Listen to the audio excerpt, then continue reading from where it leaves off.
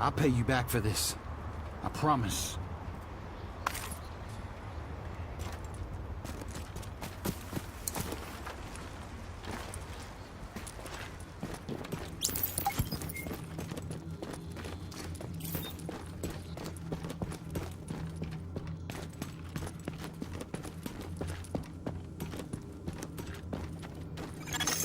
Active echo beacon detected.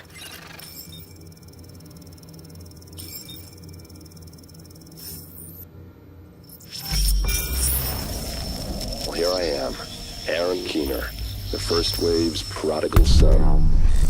Normally I'd do this face-to-face, but I'm not 100% sure which way you'll jump. You act one way when Ms. Lau is watching, and another way entirely when you're off the leash. That's an interesting contradiction. You see, I think that deep down, you get it.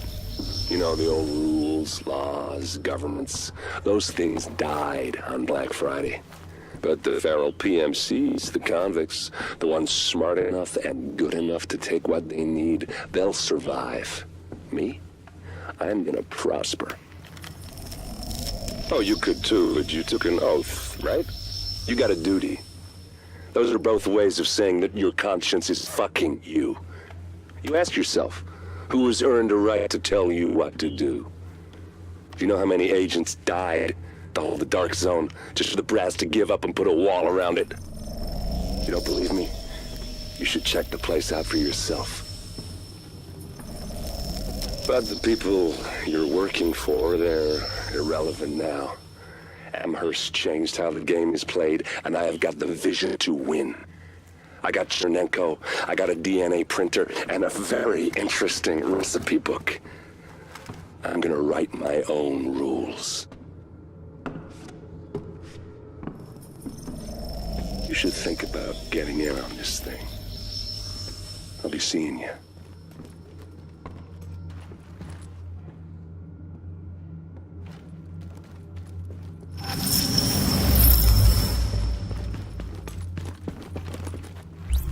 Agent, the information you found in that lab was the crown jewel. I think we can break this thing now. But we've got some more information. A voice from the grave. Listen to what Amherst has to say.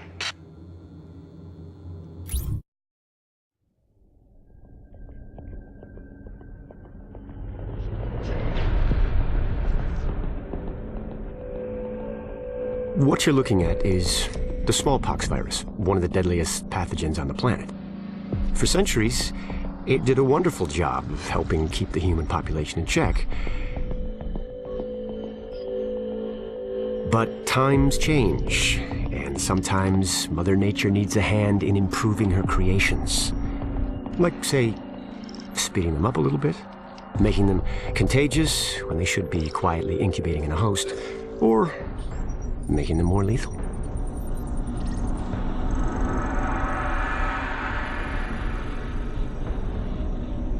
I didn't come up with the approach on my own.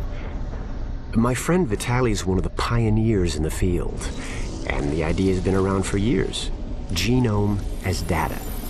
You see, once we digitized DNA, we made it infinitely mutable.